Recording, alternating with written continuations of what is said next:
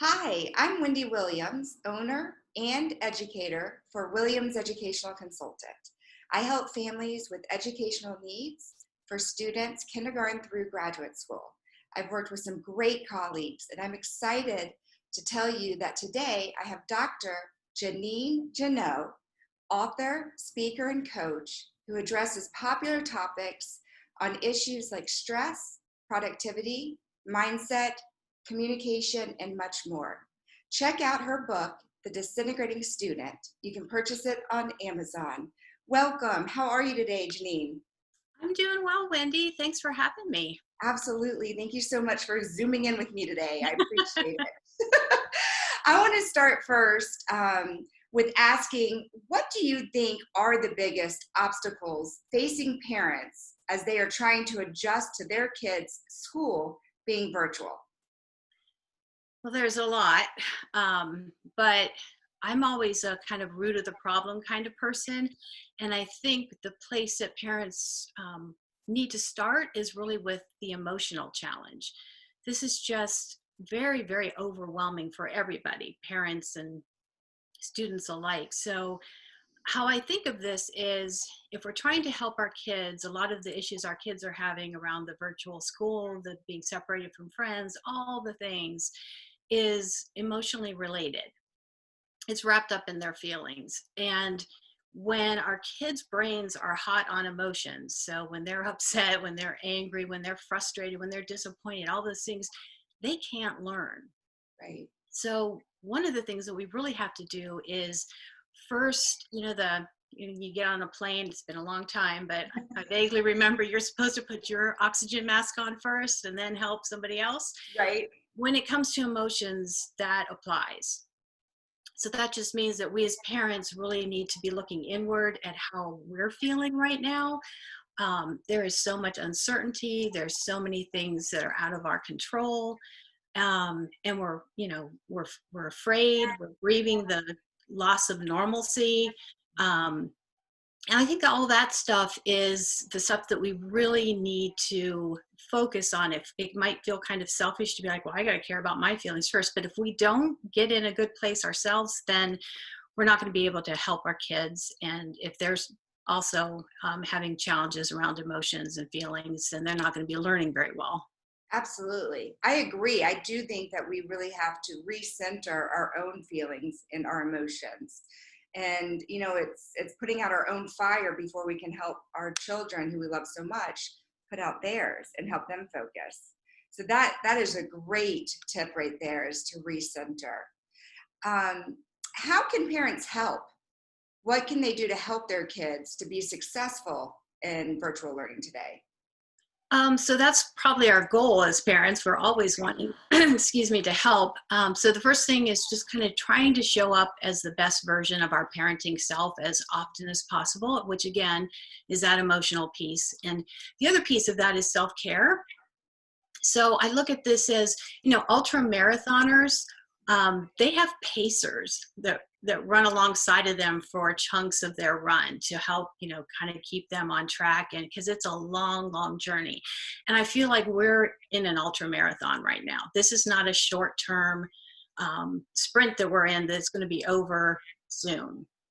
So we need to, from a self-care perspective, have a support system. So we need to be talking to our friends. We need to be really open and honest about our feelings and our fears with other people so that we can really get the support that we need. And those are our pacers.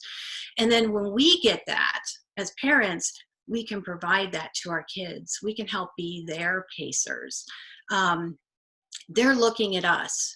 They're watching us, they're modeling us, and we need to model coping and facing challenges and dealing with uncertainty in the best way we know how so that they will look at the things that we're doing um, and be able to use them in their own life too.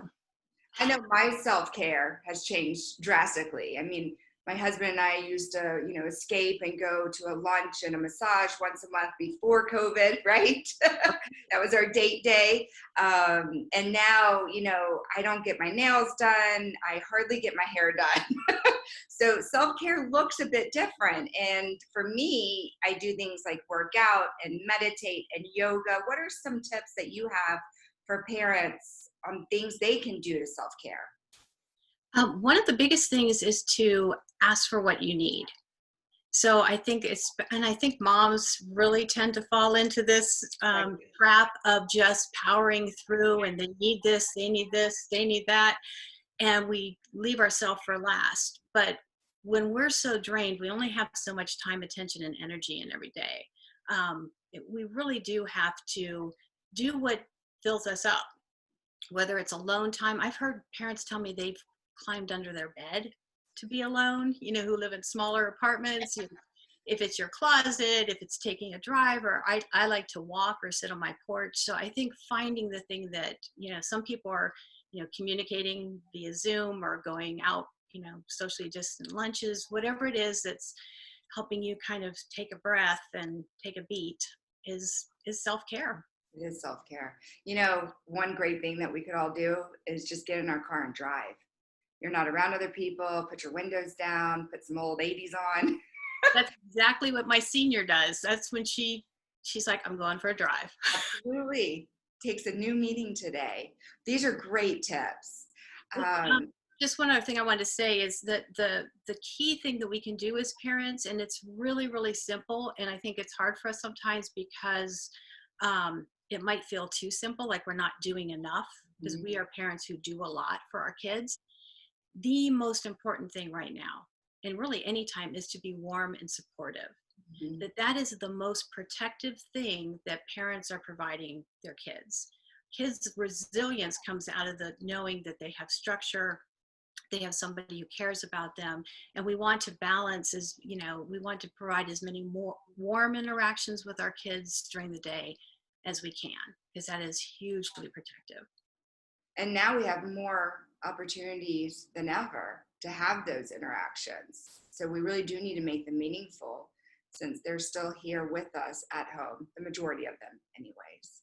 What are some things that aren't helpful? What should parents try and avoid during this time? Well, it's funny because when you think of parents, you always think helpful. That's what hopefully. That's what we're showing up for. But what happens with parents is we are very well intentioned because we are doing things out of love and concern.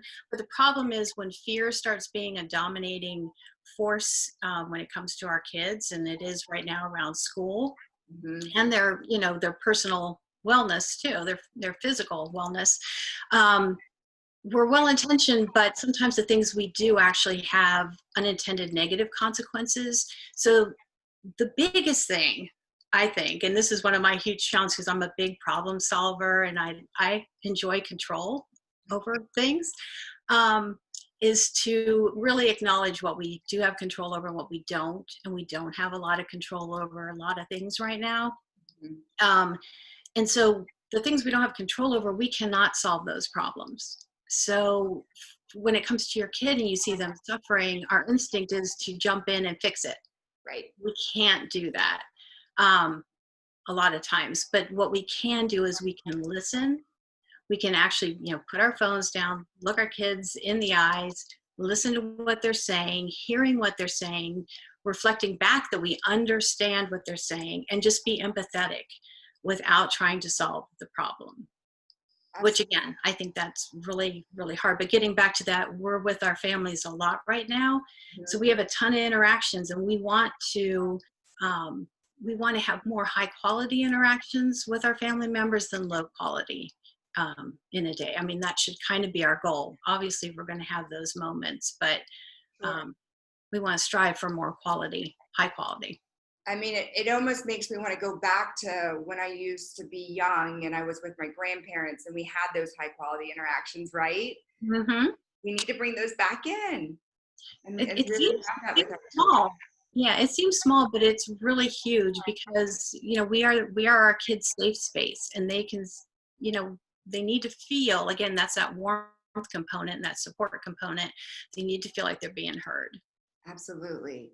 Well, tell the viewers a little bit about yourself and your book so that they can, buy it and learn more on how you can help them. Okay. So I'm a mom of three, and my kids are older. My youngest is a senior, and I've taught preschool and college, and basically that whole experience of having, three kids and Right. teaching at the extremes. That's what led me to open the Balanced Student, which is an academic coaching business.